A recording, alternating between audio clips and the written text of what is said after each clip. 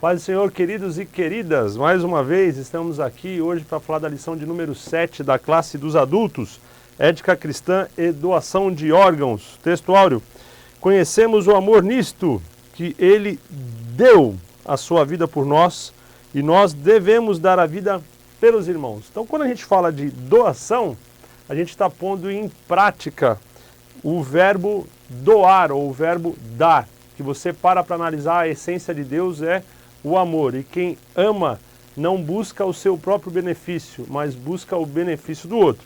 E aí a gente chega num dilema ético, doação de órgãos, e especificamente nessa lição a gente vai falar um pouco sobre células tronco, sobre células embrionárias.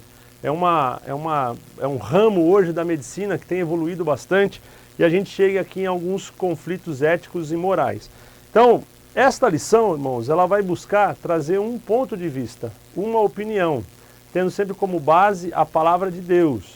Porém, guardem isso, só aprendi com o professor, meu pai. Nas coisas essenciais, unidade; nas coisas não essenciais, liberdade; mas em todas as coisas, caridade. Então, temos um ponto de vista, vou me basear nos textos bíblicos e no entendimento desses textos, para que você possa formar também a sua aula. Então, a revista já é um subsídio. Tem uma síntese desse assunto. E a gente, nesse canal, a gente tem a proposta de fazer o quê? Em cima dessa síntese, trazer um material um pouco mais abrangente para você preparar a sua aula. Mas a aula é sua e a sua opinião é importante dentro daquilo que a palavra de Deus nos mostra. O texto é o mesmo texto da lição 5, onde a gente falou da morte, está em 1 Coríntios 15, do 35 ao 45. Eu não vou me pegar muito aqui na questão do texto, porque essencialmente, quando a gente fala de doação de órgãos, eu tenho um outro texto que eu quero comentar com você. A gente já falou um pouco sobre ele também. É em Gênesis, capítulo 9, especialmente o versículo de número 4. Diz assim, Deus falando para Noé. Vou pegar o 3 só para a gente ter o contexto. Tudo que se move e vive, ser-vos-á para alimento. Como vos dei a erva verde, tudo vos dou agora. Carne, porém, com sua vida, isto é, com o seu sangue, não comereis. Então, o que Deus está dizendo para o povo? Olha, carne, vocês podem comer, de todos os animais que se movem. A restrição, a gente vai ver depois, só para o povo judeu. Deus não está falando para o povo judeu, Deus está falando para a humanidade. Então, nós que não somos judeus e não estamos debaixo do pacto de Abraão, nós podemos comer, olha aqui, ó, tudo que se move. Isso foi o que Deus fala para Noé. Só que Deus faz uma exceção. Só não coma com o sangue, isto é, com a vida, ou melhor, só não coma com a vida, isto é, o sangue. Então o que Deus está dizendo? Aonde tem sangue, guarda isso. Aonde tem sangue, tem vida. Não tem sangue, não tem vida. Que ano que é isso, irmãos? 1656 depois de Adão. Nesta época, antes do dilúvio, os homens já entendiam, lógico, isso por influência satânica, maligna, nós podemos inferir dessa maneira, que bebendo o sangue, principalmente de um animal, eles drenavam a energia vital daquele animal e tinham assim condição de viver melhor. Então havia um culto a demônios, a gente vê isso na cultura asteca, maia e outras culturas antigas, onde eles faziam um sacrifício de animais e sacrifícios humanos também, para que pudessem beber aquele sangue e aí receber a energia vital daquela pessoa. Por isso que Moisés falou, vocês não vão matar o animal sufocado, porque matando o animal sufocado, o sangue fica todo dentro do animal. Então, na lei judaica, o animal tinha que ser o quê? Degolado, o sangue era todo drenado, ele tinha que ser jogado fora. Dentro do ritual, alguma parte às vezes era guardada ali para aspersão e outras coisas mais, mas o sangue ele era dispensado e depois a carne sem sangue era oferecida e depois comida por eles. Então onde é que está a vida? No sangue. Primeiro homem, como é que Deus faz? Do barro, do pó da terra, Deus forma o homem. Aí Deus, que é a vida, ele vai doar o espírito de vida para o homem se tornar alma vivente. Como? Ele sopra nas narinas de Adão. E a Bíblia diz que Adão foi feito alma vivente. Então, quando Deus sopra essa energia, vou usar essa palavra só para ilustrar, que eu vou voltar na energia depois, não que Deus deu energia para o homem, Deus deu o espírito de vida. mas para os irmãos terem uma compreensão com a nossa realidade hoje. Então, energia você conhece, está aqui, ó. Então, a energia que Deus deu para Adão transforma aquele barro em algo vivo. E ali começa a circular o quê? O sangue. Então, Adão passa a ser um ser vivo. Se você pegar o sangue humano e fizer ali uma análise do sangue, você vai ver que praticamente todos os elementos que você encontra no solo, minerais, ferro e outras coisas, você encontra no sangue humano. Por quê? O sangue humano se originou do barro, que foi transformado por Deus através do seu espírito, e ali no sangue você tem a vida. Isso é Deus fazendo Adão. Como é que Deus faz Eva? Mistério. Deus não explica. E olha que quem escreveu Gênesis foi um cientista, e um dos melhores da época, que era Moisés. Ele só vai dizer o seguinte, que Deus faz cair um sono profundo em Adão. E Deus tira uma costela de Adão. Aquela costela já estava viva, já tinha sangue. E da costela a Bíblia não explica, ele faz Eva. A partir dali, Adão recebe uma semente, e eu vou falar sobre isso daqui a pouco, que é o sêmen. Todo homem, o macho, tem a semente, o sêmen. E a mulher recebe outra semente, só para a gente entender que é o óvulo. Então, no óvulo tem parte da informação da vida, e no sêmen tem a outra parte. Quando os dois se juntam e fecundam, você cria uma nova célula, chamada embrião. Não tem vida aqui ainda. Por quê? Falta sangue. Vou explicar daqui a pouco. Aí quando essa célula ela adere no útero, e o útero da mulher alimenta aquela célula com sangue, a vida vai para aquela célula e aí começa a surgir um novo ser. Então a questão ética, na verdade, tem a ver com o sangue. Tanto é que nós temos ainda hoje algumas seitas e religiões que não permitem que alguém doe sangue. Porque se você está doando sangue, está doando a vida. O contexto desse texto é diferente. Moisés está falando com relação a uma questão espiritual, por uma influência satânica, onde as pessoas bebiam o sangue para poder receber a vida da pessoa que tinha morrido. Então o que eles faziam? Pegavam os guerreiros, os mais fortes, os homens mais poderosos, os mais valentes, e quando matavam aquele homem, eles procuravam beber aquele sangue. E Deus fala para Noé, vamos acabar com isso. Vocês estão saindo da arca, a gente está recomeçando a humanidade agora através de vocês, então eu não quero mais saber desse tipo de situação. Então Deus vai proibir que o homem use o sangue como meio para, através do seu alimento, ele se tornar algo mais poderoso. Então a gente tem a ver o quê? Com possessão demoníaca, onde o demônio possuía a pessoa. A gente vê o gadareno, que ninguém segurava o gadareno, ninguém prendia o gadareno. O gadareno estava possuído por demônios e ele arrebentava uma cidade inteira. Contrapartida, para você entender o poder de Deus. Quando o Espírito Santo de Deus vinha sobre Sansão, Sansão arrancou as portas da cidade, pôs no ombro e levou até o monte. Sansão precisou beber algum sangue, irmãos? Não. Então o poder sobrenatural não vem do sangue, vem da presença de Deus. Satanás, que é mentiroso e imita o que Deus faz, ele criou algo para perverter a santidade de Deus, perverter a vida. Então ele instigava o homem a beber o sangue, e ali, pela desobediência, haveria possessão, e da possessão talvez até capacidade de coisas sobrenaturais, e o homem iria associar aquilo ao sangue que ele bebeu. Então Noé recebe essa instrução de Deus. Vamos separar as coisas. Só que o próprio Deus vai dizer, olha só, lá em Daniel, no capítulo de número 12, o versículo de número 4, diz assim: Tu, porém, Daniel, encerra as palavras e sela o livro até o tempo do fim. Muitos o esquadrinharão, e a ciência, ou o saber, ou o conhecimento, se multiplicará.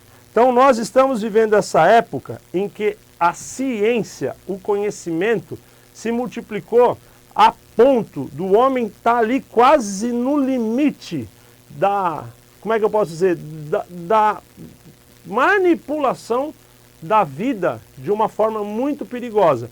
Deus já tinha avisado para Daniel que isso aconteceria. Então a gente vai ver, por exemplo, próteses. Hoje você tem próteses que você pode colocar numa perna quebrada, você substitui a cabeça de um osso, coloca uma prótese no fêmur, no joelho, a pessoa continua andando.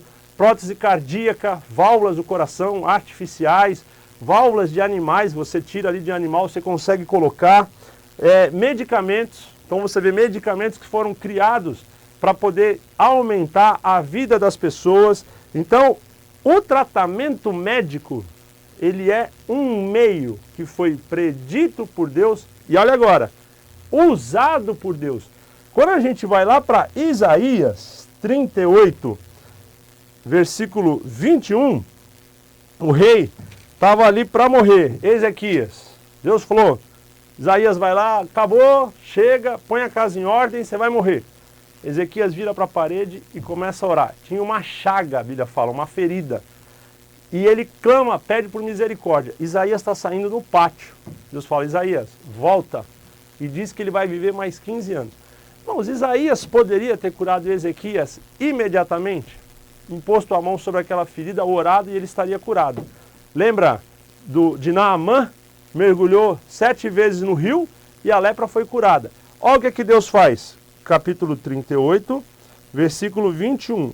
Ora, Isaías dissera, tome-se uma pasta de figos e ponha-se como emplasto sobre a úlcera e ele recuperará a saúde. E fazendo dessa maneira, o que aconteceu? Ezequias foi curado e viveu mais 15 anos. Então Deus poderia ter curá-lo imediatamente. Mas o que Deus fez? Aplicou um tratamento médico através de pasta de figo. Sabe o que a ciência descobriu hoje? Que o figo tem uma concentração absurda de antibióticos. Então Deus já sabia disso. Então através de um tratamento médico, não foi de uma cura instantânea, Deus faz com que Ezequias tenha saúde, seja plenamente recuperado e viva mais 15 anos. Lá em Marcos, o capítulo de número 2, o versículo de número 17, que diz assim, tendo Jesus ouvido isso, respondeu-lhes, os sãos não precisam de médico, e sim os doentes. Não vim chamar justos, e sim pecadores. Então, Cristo está falando a respeito da maneira com que ele vai se relacionar com os pecadores, daqueles que têm o pecado como uma doença, que ele vem para curar o pecador, e ele faz uma analogia. Da mesma maneira que quem está doente procura um médico para ser curado, eu venho para curar o homem de maior das doenças, que é o pecado. Então você não vai ver Cristo destruindo a medicina, você vai ver Cristo, pelo contrário, valorizando a medicina e usando a medicina como meio para a cura. Então aquilo que a gente vê hoje do desenvolvimento da ciência como uma forma de garantir a vida ou de aumentar a vida, parte, irmãos, da vontade de Deus em dar ao homem mais tempo na terra. Isso é misericórdia, para que o homem possa se consertar, para que o homem possa se redimir e para que a alma seja salva. Então, se a gente parte para o radicalismo, onde tudo é pecado, você vai ter que jogar o remédio da pressão fora, o remédio da diabetes fora, você vai ter que abrir mão de todos os cuidados médicos que dão qualidade de vida para uma pessoa e deixar a pessoa morrer como morre um passarinho, como morre um animal. Então a gente tem que ter entendimento e trazer para o contexto atual. Vou te dar um exemplo. Eu mesmo, com 14 anos de idade, sofri um acidente jogando vôlei na escola, tomei uma pancada, perdi o cristalino desse olho, do olho esquerdo, tive uma catarata traumática, fiz uma cirurgia, foi colocado um cristalino artificial no meu olho esquerdo, tinha 14 anos, estou fazendo 43, já são quase 30 anos, e eu tenho a minha visão perfeita. Se não fosse por esse procedimento, eu provavelmente já estaria cego de um olho e até cego de outro olho, e dificilmente eu conseguiria estar aqui hoje com você dando essa aula. Deus poderia ter me curado? Poderia, mas ele fez comigo o que fez com Ezequias. Então a gente tem um Deus que usa o meio e a forma que ele quer para estabelecer a soberania dele. A gente tem que entender e orientar os alunos sobre isso. Uma outra curiosidade, os procedimentos cirúrgicos que a gente tem hoje só são possíveis graças ao acaso. Olha que acaso, tá? Eu costumo dizer que tem uma coisa chamada cristocidência. Por quê? Alexander Fleming, em 1929, estava pesquisando sobre bactérias e ali ele descobriu algo chamado penicilina. E a penicilina é a base de antibióticos que a gente tem sendo desenvolvidos até hoje, e graças a um antibiótico, um procedimento cirúrgico pode ser feito. Se não houvesse antibiótico, ninguém conseguiria fazer uma cirurgia em ninguém, porque a pele é um órgão do corpo humano, e ele serve para revestir e proteger o nosso corpo das agressões externas. Então quando você abre, corta, as bactérias, os vírus vão invadir para tentar destruir o organismo. Então o antibiótico que foi descoberto por Fleming, ele dá condição para o médico fazer uma cirurgia, um tratamento e assim prolongar a vida. Então a gente não pode virar as costas para a medicina, sabendo que a medicina ela se baseia naquilo que Deus já deixou como princípio ativo, que está lá na natureza e foi descoberto. Então ervas, chás, a biologia que a gente tem hoje no Brasil, a flora, a fauna, o que tem de medicamento sendo descoberto até hoje. Por quê? Porque Deus já tinha deixado na terra o potencial da cura. Quem não tem aí uma avó ou um avô que fazia a famosa garrafada? Tá doente, toma um chá de alho, mel e limão. Tem antibiótico, vitamina C. Então a ciência vai descobrir que daquilo que é natural existem princípios ativos para dar vida. E quem é que criou tudo isso, irmãos? Foi Deus. Então a gente não pode fechar as costas, virar as costas para aquilo que Deus preparou para a humanidade. Porém, tudo tem limite. Quando a gente fala de doação de órgãos, a gente tem duas situações. Você pode, por exemplo, doar órgão para alguém em vida. Como assim? Rim. Tenho 2 rins. Se eu tenho alguém que tem compatibilidade com uma necessidade extrema, eu posso doar um dos meus rins, continuar vivo e essa pessoa ter sua vida prolongada. Qual que é o problema disso? Quando a gente se baseia lá em Gênesis 9:4, não tem problema nenhum. Porque este órgão que está funcionando no meu corpo, que foi constituído e criado por Deus, ele é parte da minha natureza, da minha essência. Da mesma forma que eu posso doar o meu tempo de qualidade, eu posso dar um abraço, eu posso dar da minha atenção, eu posso, se for necessário, doar um órgão para salvar uma pessoa, porque uma vez que eu dou o órgão, é diferente de Gênesis 9:4, onde a pessoa bebia do sangue para ter superpoderes e assim se destacar. Aqui é parte do corpo humano que tem capacidade de gerar vida ou aumentar a vida de alguém. Então, uma vez que eu faço isso pela minha consciência, eu não estou ferindo a divindade de Deus ou a sua santidade. Pelo contrário, eu estou sendo um instrumento para abençoar alguém. Eu posso doar, por exemplo, sangue. Então, quando eu dou o sangue que vai ser doado, a pessoa não vai ingerir o sangue. Esse sangue ele vai passar por um processo de análise, ele vai passar por um processo de separação, e se aquele sangue for viável, ele vai ser compatível com alguma outra pessoa. E no momento de um trauma, de uma cirurgia ou de um acidente, a pessoa que receber aquele sangue, porque ela sofreu um ferimento, está perdendo sangue, ou numa cirurgia, aquele sangue que eu estou doando para ela, ele biologicamente é compatível. Então o sangue que eu tenho, exemplo, O positivo, ele é exatamente igual ao O positivo de uma pessoa que vive na África, ao O positivo de uma pessoa que vive na Índia, ao O positivo de uma pessoa que vive na China, ao O positivo da pessoa que vive na Malásia. O sangue não tem classe social.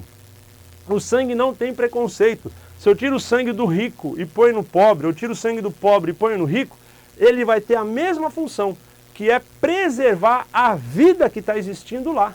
Então, o coração vai bombear o sangue, o cérebro vai estimular toda a sinapse nervosa para fazer os órgãos funcionar. E o que o sangue faz, irmãos? Carrega oxigênio, que no oxigênio está a vida, tira o gás carbônico, que está a morte. Então, o sangue é um veículo. Então, não tem problema eu doar o sangue para uma pessoa, porque o meu organismo vai produzir o sangue novamente. Lá na minha medula, ele vai produzir o sangue que eu doei. Existe uma quantidade. Eu não posso sair doando 10, 20 litros de sangue, até porque eu não teria tudo isso. Mas dentro daquilo que a medicina já descobriu, que não prejudica a minha vida, eu estou doando para alguém e estou garantindo a vida dela. Um exemplo foi o que o próprio Cristo fez ao doar a sua vida pela humanidade. Então, quando a gente avalia a questão da doação de órgãos, se eu sou contra a doação de órgãos, eu tenho que ser contra a doação de sangue. Se eu entendo que o sangue é um veículo e não um instrumento que dá a vida, mas é o veículo que permanece ou que garante a vida, eu não firo a divindade de Deus. Então, se eu dou sangue, eu posso doar órgãos. Qual órgão que eu posso doar hoje? Posso doar o rim, enquanto eu estou vivo. Eu posso doar da minha medula, a gente pode ir lá extrair e fazer doação de medula também, para a gente recuperar o sistema imunológico de uma pessoa. E se eu falecer num acidente de trânsito, e eu assinei ali um termo, dando para a minha família a liberdade de doar meus órgãos, esses órgãos que vão ser doados vão ajudar a garantir a vida de outras pessoas. Pastor, mas e aí? O senhor vai doar o seu coração, vai doar seu rim, vai doar o pulmão, o fígado, e quando Jesus voltar? Sabe o que vai acontecer, irmão? Não tem problema nenhum. Por quê? Se eu não doar os órgãos, meu corpo vai para debaixo da terra e os vermes vão comer. O que a gente vai ter que fazer então? A gente vai ter que procurar os vermes que comeram o meu coração, o meu fígado, o meu rim, guardar, e o seu também, guardar num saco, olha só, para que quando Jesus voltar, vai pegar aqueles vermes e aí vai, através disso, restituir o meu corpo. Espera aí, meu Deus é maior que um verme, irmão. Então o corpo, ele saiu do pó e ganhou vida. E depois que a vida acaba, o corpo volta ao pó. E esse pó, ele vai ser distribuído em toda a natureza. Se eu for queimado, cremado, afogado no meio do mar, os peixes vão me comer, o corpo vai acabar. Mas a matéria que deu origem ao corpo continua aqui no planeta. Por isso que a Bíblia diz que, olha, aqueles que morreram primeiro, lá no dia da ressurreição, lá no dia da vinda de Cristo, eles vão ser ressuscitados para entrar na eternidade primeiro. Então, o mar vai dar os seus mortos, a Bíblia fala a terra, o inferno, ou seja, não importa a forma com que você morreu, teu corpo foi destruído. Então, da matéria, que é o pó, vou usar o pó só para simplificar, mas das moléculas, das células que deram origem ao teu corpo, que são células iguais, estão espalhadas pelo planeta Terra, Deus vai fazer com que um novo corpo seja formado, este corpo será transformado e este novo corpo dá entrada na eternidade. Por isso que Paulo fala lá em Coríntios 15, que é o texto da lição, a semente tem uma forma. Você pega uma semente de morango, ela não parece nada com morango. A semente morre na terra, ela é transformada, se transforma numa planta e da planta sai um morango. Então eu não posso plantar um morango para nascer outro pé de morango. Eu tenho que plantar a semente do morango para que nasça assim um pé e aí vem um morango. Então este corpo é como se fosse uma semente. Uma vez que eu morro, ele vai ser absorvido pela terra, o potencial está ali. Quando Cristo voltar e ressuscitar os mortos para entrar na eternidade, é como se fosse aquela semente que se transformou numa árvore. É outra história, uma outra realidade. Então este corpo físico do Abimael vai dar origem a um corpo espiritual transformado e glorificado. Vamos imaginar que eu sofri um acidente de carro, perdi um braço. E agora? Vou entrar na eternidade sem um braço? Está aqui? Não. Mas pastor, o braço foi embora, foi decomposto. Mas tem aqui, irmãos, o mesmo carbono, a mesma terra, a mesma célula que Deus usou está aqui. Então é desse material que Deus vai reconstituir esse braço, só para ilustrar, tá? Vai restituir o meu braço e esse corpo vai ser transformado e glorificado e vai ser um novo corpo, totalmente diferente deste. Por isso que Paulo fala sobre isso. Então, tendo isso como regra, o sangue, ele é um meio. Da mesma forma que eu tirar do meu cabelo, fazer uma peruca e dar para uma pessoa colocar na cabeça ali, porque ela está com doença, está com câncer, leucemia, enfim, ou perdeu o cabelo, então você vai fazer uma peruca de cabelo natural para a pessoa se sentir bem. Ou você vai tirar o cabelo que está aqui, vai implantar aqui e vai nascer cabelo de novo. Então é um meio, não é o fim propriamente dito, tá bom? Então vamos lá. Na minha percepção hoje, a questão mais polêmica está em cima do quê? Está em cima das células troncos. E quando a gente fala de célula tronco, a gente tem dois tipos de célula, embrionária e célula não embrionária. Então a pergunta é qual que é a diferença de uma célula para outra? Então a célula embrionária, ela tem uma característica diferente da célula não embrionária. Então a célula, para ser considerada tronco, só para a gente voltar a entender um pouquinho. Para a célula ser considerada célula-tronco, ela tem que ter duas características. Primeiro, divisão contínua. Então você lembra lá da tua aula de ciência, tem um espermatozoide que vai fecundar o óvulo e ali tem um embrião. Então tem uma célula ali e aquele núcleo se divide em 2, depois se divide em 4, depois se divide em 8, 16, 32, aquela divisão não para, dentro de um limite programado. O DNA tem uma informação que ele vai dizer, essa célula se transforma num tecido específico, numa quantidade específica para gerar esse órgão. Essa célula vai se transformar num tecido específico, a quantidade específica para se transformar nesse órgão. A célula-tronco, ela se divide, se divide, se divide, se divide, se divide, se divide e vira uma massa de molécula, uma massa biológica sem forma, porque ela simplesmente se divide. Você precisa de um ordenamento, isso está gravado no DNA, para através desse ordenamento, e aí a gente vê a mão de Deus, fazer com que determinadas células se transformem em determinados órgãos. Então todos os órgãos do nosso corpo, um dia vieram daquela célula embrionária que foi sendo dividida. Então a matéria-prima é essa. E o que a ciência já tem buscado hoje? Você vai ter uma massa de células biológicas, impressoras 3D que já existem, e você vai imprimir órgãos inteiros. Então você vai imprimir um coração, você vai imprimir um fígado, você vai imprimir um rim, você vai imprimir um pulmão. Então é como se eu estivesse clonando, não agora clonando o Abimael. Eu estou clonando um órgão que é compatível com o do Abimael. Pego células do Abimael, faço ali uma mistura. Pelo amor de Deus, irmãos, eu estou usando termos simples aqui, tá? Para simplificar. E aí eu faço com que aquela massa biológica que está ali seja exatamente compatível com a minha estrutura química, biológica e de DNA.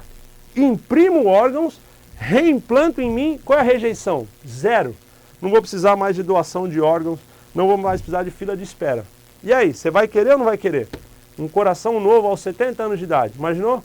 Vamos lá para o centro cirúrgico, 70 anos de idade, coração novo, 2 pulmões novos, rim, fígado, tudo novo. Vou viver mais quantos anos? Este é o sonho da humanidade. Então, quando a Bíblia fala que o homem construiu a Torre de Babel para chegar aos céus, ela quer dizer o seguinte, o homem quer chegar à igualdade de Deus, sem precisar viver no reino de Deus, submisso à vontade de Deus. O homem quer ser Deus na terra. E esta é a proposta de Satanás, oferecer ao homem a imortalidade. Lembra o que ele disse para Adão? Se vocês comerem, serão semelhantes a Deus, não vão depender dele. Então, se eu posso fazer órgãos novos, eu vou prolongar a minha vida e vou me tornar imortal. Para que isso aconteça, eu preciso de célula-tronco. Então, a célula-tronco tem que ter divisão contínua e capacidade de diferenciação. Então, eu tenho que conseguir, daquela célula, fazer um rim, fazer um pulmão, fazer um coração e fazer órgãos específicos, fazer neurônios, fazer sangue, fazer pele, e aí sim eu consigo refazer um ser humano inteiro. Então, a gente teve, com a história da ovelha Dolly, o conflito ético da clonagem. E o mundo se chocou com isso. O que a ciência fez? Então, peraí, não vamos clonar o ser humano. Vamos clonar partes desse ser humano. E com essas partes, a gente restaura ou reforma essa carcaça e esse mesmo ser vai continuar vivo. Parece menos conflitante, porque não vai ter um outro Abimael. Eu vou fazer peças de substituição para este mesmo Abimael continuar vivendo bem. Até a cicatriz da cirurgia, eu clono ali a pele, coloco no lugar e ó, acabou, não fica nem cicatriz. Então a ciência está caminhando para isso. Só que eu preciso ter 2 tipos de célula. As embrionárias, conhecidas também como pluripotentes, ou seja, ela tem potência para qualquer coisa. Então a embrionária ela pode se transformar em praticamente todos os tecidos. E tem as células não embrionárias, que elas são multipotentes. Então elas já não podem se transformar em todos os tecidos. A diferenciação dela é pequena. Onde é que eu encontro essa célula? Na medula óssea, então eu posso tirar da medula óssea células troncos não embrionária e eu consigo fazer com que ela seja utilizada em alguns órgãos, em algumas doenças, para recuperar parte da minha saúde, mas eu não consigo recuperar plenamente a integridade do meu corpo humano. Ou da medula óssea, que eu posso tirar agora, pego aqui uma seringa e tiro da minha medula, ou de onde mais que eu posso tirar essa célula? Do cordão umbilical. Por isso que hoje, pessoas que têm um poder aquisitivo maior, quando o filho nasce, eles pegam o cordão umbilical, congelam, porque no futuro você vai poder tirar daquele cordão umbilical células tronco não embrionárias para conseguir restaurar a saúde, mas não vou conseguir clonar órgãos. Para eu clonar órgãos eu preciso da célula tronco embrionária. E aí, vem a pergunta ética. Embrião tem alma? Sim ou não? Essa resposta vai me dizer aonde está o meu conflito ético. Se embrião tem alma, eu não posso fazer nada naquele embrião porque tem um ser vivo ali. E se um embrião não tem alma? Se não tem alma, eu faço o que eu quiser. Não é bem assim. Então lembra daquele princípio que Deus estabeleceu? Gênesis 9, 4. Não vão comer a carne com a vida, isto é, com o sangue. Então a vida não está no embrião. Vou te mostrar dentro da biologia. A vida está no sangue que alimenta o embrião. Vamos entender um pouquinho isso, um pouquinho de biologia agora. Então você tem lá, espermatozoide, é uma semente. O espermatozoide, para os irmãos entenderem, ele vive até 48 horas fora do corpo humano, ou seja, fora do homem. Então quando o homem tem uma relação sexual com a mulher, ele ejacula, aquele espermatozoide vai ficar vivo dentro do corpo da mulher por 48 horas. Ele tem uma energia potencial, de novo vou usar a palavra energia, que faz com que ele consiga se mover. A cauda, você já viu isso em várias imagens, você vê o espermatozoide com aquela cauda se movendo. Não tem inteligência, não tem alma, não tem nada. Ele tem uma programação onde ele vai se mover durante 48 horas. E aquele movimento faz com que ele vá sempre para cima. Da mesma forma, a mulher, ela tem lá os seus ovários, tem as trompas e tem o útero. Os ovários vão produzir óvulos. Ela tem um ciclo hormonal de 28 dias.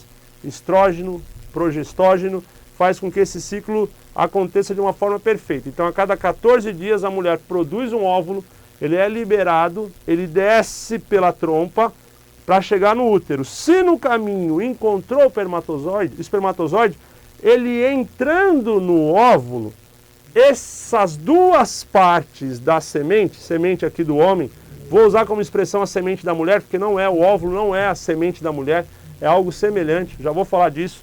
Mas essas duas meia partes, elas se juntam e elas se transformam em algo novo, chamado embrião. Irmãos, não tem vida aqui ainda. Por quê? O embrião, ele precisa do sangue. Lembra de Gênesis 9, versículo 4? Então, durante esses 14 dias em que o corpo esteve produzindo óvulo, o corpo esteve também armazenando sangue no útero da mulher. A parede do útero engrossa de sangue.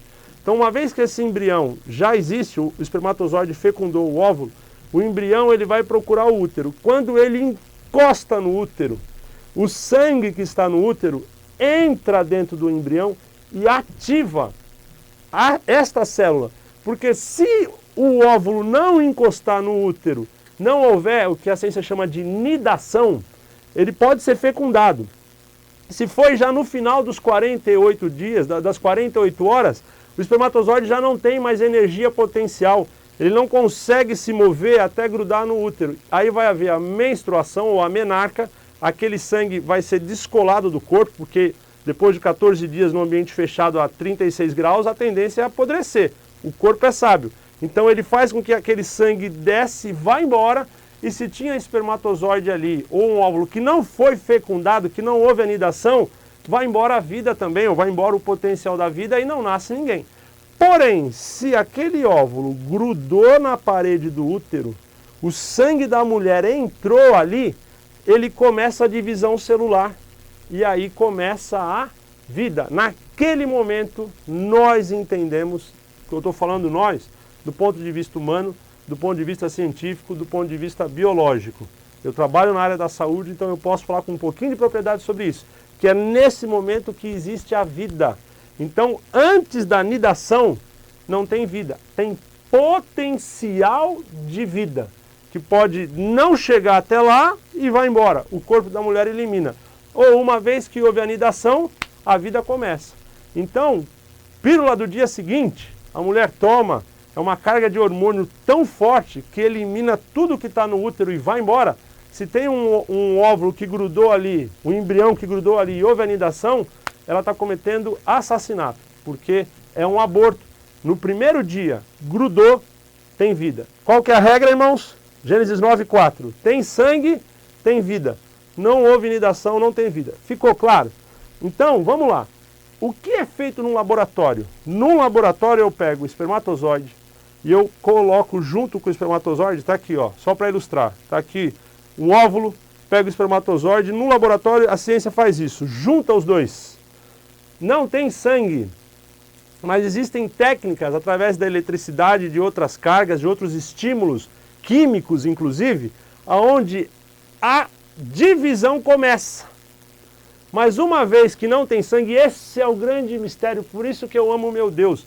É o sangue que vai ativar o código do DNA, que vai dar toda a estrutura programada por Deus, para que haja coração, pulmão, rim, olho, alma, mente. Então, vou dar um exemplo. Eu tenho 3 filhos, 2 meninas e 1 menino.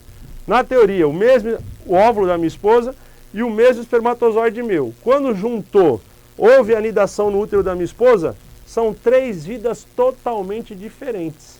E eu tenho também eu mais 2 irmãos em casa, são 3 pessoas totalmente diferentes. Você tem irmão? Você sabe do que eu estou falando. Então, o potencial está aqui, ó. Na hora que junta o espermatozoide com o óvulo, o embrião está lá. Quando isso acontece fora do útero da mulher, simplesmente há uma divisão celular. Mas essa divisão celular não tem inteligência para gerar a vida. Então o homem não consegue gerar vida artificialmente fora de uma mulher. Porque é o sangue, esse é o grande mistério, que vai garantir a vida. Então se eu fosse analisar só pela questão da alma, não tem alma nenhuma ali. Então se não tem alma, eu posso fazer o que eu quiser. Nananina não. Aí que é o grande problema. Lembra de Hitler? Eugenia. Qual era a intenção de Hitler? Raça ariana. Seres superiores. Então, através da seleção genética, ele queria fazer um povo puro, melhor, excepcional. Se eu permito esse tipo de experiência, 2 crimes eu cometo. Primeiro, eu banalizo a vida criada por Deus. Então, o homem e a mulher vão ser simplesmente produtores de espermatozoides e óvulos para que alguém que tenha muito dinheiro, porque pode ter certeza que de graça não vai ser, essa pessoa poderosa possa produzir uma quantidade de células-tronco para ela fazer órgãos e vender para quem quiser, e aí vai decidir quem vai viver e quem não vai viver. Então, de uma forma, através da ciência, você vai ter uma seleção dos seres que viveriam na Terra. Outro mal que pode acontecer, vamos começar a selecionar. Aquele homem a gente quer que seja um fornecedor de material genético e aquela mulher, mas eu não quero, então prende e vai lá no laboratório e tira. Então, se a gente abre este campo da manipulação de células-troncos embrionárias, o problema, de novo, não é pela questão da alma. Os textos que a Bíblia mostra, de novo, irmãos, a Bíblia foi escrita numa época em que a ciência não tinha o domínio que tem hoje. Qual o grande problema de nós evangélicos? Queremos atribuir para a Bíblia resposta para todas as questões técnicas que existem. A Bíblia fala de valores e questões morais. Procura na Bíblia sobre fundação, procura na Bíblia sobre fusão nuclear, procura na Bíblia sobre, como é que eu posso colocar aqui? Alimento transgênico. Não vai achar, a menos que você queira forçar. Então eu, como teólogo, não posso forçar um texto para minha interpretação. Eu tenho que olhar para a Bíblia e entender. Alguns aspectos a Bíblia não aborda, porque não era o contexto da época. Deus, ele dá informações. Olha, a ciência vai se multiplicar. Olha, existe uma coisa chamada medicina. Está aqui, ó, de plantas você consegue a cura. Está lá o caso de Neemias. Cristo falando, olha, a medicina é uma possibilidade. Então Deus está sinalizando que existem coisas. Agora, dentro daquilo que Deus sinaliza, Deus já fala. Tem uma coisa chamada limite. Então eu não posso tirar do ser humano aquilo que seria o potencial da vida que vem da intimidade. Se a gente for buscar a vontade de Deus, o homem deixa seu pai e sua mãe, se une com sua mulher e se tornam uma só carne, marido e mulher. Então, o espermatozoide do homem já não é mais do homem, é da mulher. O óvulo da mulher já não é mais da mulher, é do homem. Então, os dois juntos vão utilizar esses potenciais que Deus deu para formar uma nova vida. E não para usar, irmãos, vou ser pesado agora aqui, me desculpa, como se a gente fosse num galinheiro pegar um ovo para fritar. Você sabia que o ovo da galinha, depois do leite materno, é o segundo alimento mais rico em nutrientes que existe na face da terra? Então, você quer ter saúde? Coma ovo. Não coma frito no óleo que você vai estragar tudo. Coma ovo cozido. Por quê? O ovo é o embrião que não foi fecundado. Então, você tem ali, ó, células tronco embrionárias. Vou usar essa expressão. Então, o ovo, ele tem todo aquele potencial da vida que o homem pode, ao se alimentar, melhorar sua qualidade de vida. Vai pesquisar que você vai ver o que eu estou falando. Então, o que Deus está dizendo? Vocês não são galinhas. Para alguém ir lá num galinheiro, quero 10 ovos, 20 ovos, 30 ovos, vou fazer um omelete biológico aqui para eu poder viver mais, desafrontando a Deus. Não, o espermatozoide e o óvulo, eles foram presentes de Deus para que a gente possa conseguir, irmãos, a imagem e semelhança de Deus, olha que lindo agora, gerar vida. Por que o diabo te odeia? Porque o diabo não pode gerar vida. Você pode gerar vida. Então o que o diabo quer fazer? Banalizar esse dom que Deus te deu, que é o dom de gerar vida. Então transformando o espermatozoide em um óvulo em massa biológica para fazer o que quiser. Então eu não posso permitir, moralmente, de acordo com o que a Bíblia diz, que essas células sejam extraídas para se transformar em algo que vai ter um benefício. Olha que lindo! Vou salvar vidas. Mas pode ter certeza, irmão, não vai ter coração clonado no SUS, não vai ter rim clonado, para quem quiser ir lá e pegar. Não, não, não, não, não. Os poderosos da terra vão selecionar e dizer quem vive, quem não vive, quem recebe e quem não recebe. E aí você está afrontando o princípio de Deus, que é garantir vida para todos. A Bíblia diz que Deus, né, quando entregou Jesus, ele morreu para que todo aquele que crê fosse salvo. Então Jesus morre por toda a humanidade e não pela parte mais rica que tem dinheiro para comprar um tratamento de ponta e poder viver. O homem tem que entender que a morte é um limite. Quando o homem foi criado por Deus, 900 anos, Deus falou, está vivendo demais, vai baixar para 120. E depois fala o quê? Deus diz, ó, qual que vai ser o tempo de vida do homem? 70 anos. Depois disso é canseira e enfado. Olha agora, e se alguém viver mais, é pela sua própria força. E quem viver depois dos 70 anos, vai ter como consequência canseira e enfado. Então vai ser mais difícil, é como se você estivesse subindo uma montanha com 300 quilos nas costas. Então tem um limite, irmãos. Qual que é o problema do homem? Ele não quer limite para nada, ele quer fazer o que ele quer. Então a Bíblia não vai me dar um texto ali específico para eu achar a resposta da célula tronco embrionária. A Bíblia vai me fazer pensar qual é a origem e o propósito do espermatozoide e o óvulo. Gerar vida. Então uma vez que a fecundação ali, ó, gerou o embrião, esse embrião tem que ser nidado. Eu não posso agora pegar embrião, lógico, hoje a ciência diz, através da fecundação artificial, uma mulher e um homem que de repente não conseguem gerar filhos naturalmente, podem através da fecundação in vitro, fazer aquele embrião ele é colocado no útero da mulher através de um equipamento e ali sim gerar a vida. E quando a mulher não pode ter filho, a ciência criou a barriga de aluguel. Então pega lá, eu e minha esposa, queremos ter filho, mas por qualquer motivo ela não pode ter filho. Então eu vou pegar o meu espermatozoide, o óvulo dela, a gente vai fecundar no laboratório, in vitro, criou o embrião, lembra que eu falei? Não está vivo, tem energia potencial que existia no espermatozoide e no óvulo, para eles se moverem até chegar no útero. Então o que a ciência faz? Congela. Na hora que ele fecundou, eles vão lá para o tubo de criogenia, fica congelado, porque eu mantenho o potencial ali.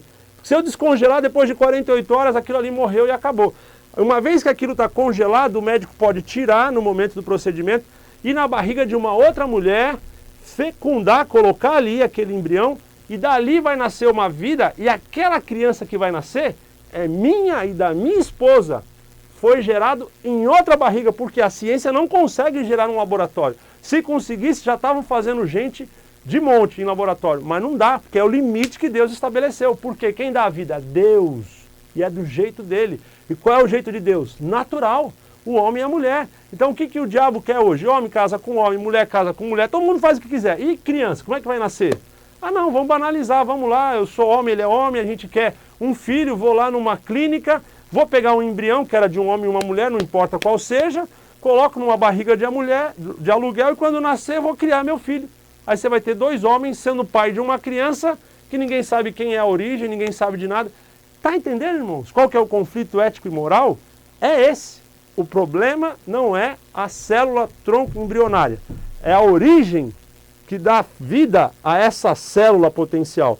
Então o homem está pervertendo todos os valores de Deus. Então por isso que existe limite. Doação de sangue, doação de órgãos não fere a divindade. Da mesma forma com que eu uso medicamento, da mesma forma com que eu uso tratamento médico para preservar a vida. Dali eu pegar células geradas em um embrião para eu clonar órgãos e fazer com que eu seja praticamente eterno, eu estou afrontando o limite que Deus estabelece para a humanidade.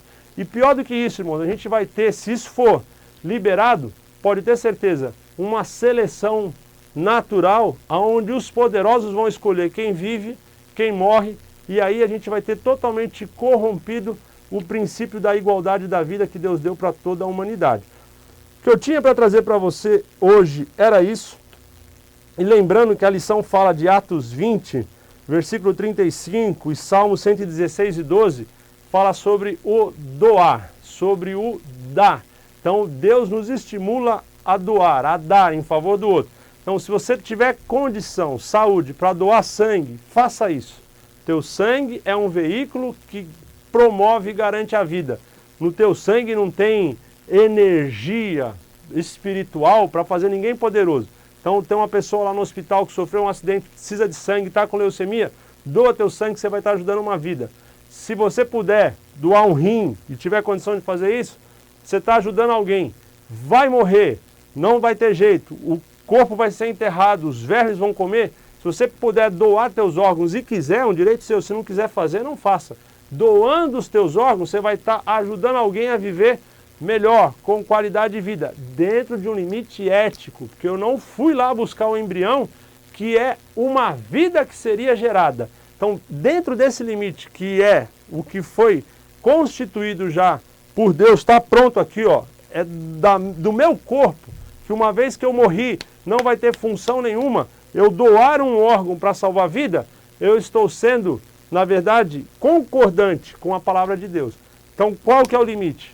Eu pegar um embrião que vai se transformar, ou poderia se transformar numa pessoa, e desta pessoa aí sim vir uma alma, e eu transformar isso como se fosse um ovo de galinheiro, que não tem sentido nenhum, eu faço o que eu quiser, aí eu estou afrontando um presente que Deus deu para o homem e para a mulher, tanto é que o homem não tem nele o espermatozoide e o óvulo, a mulher não tem nela o espermatozoide e o óvulo, um depende do outro.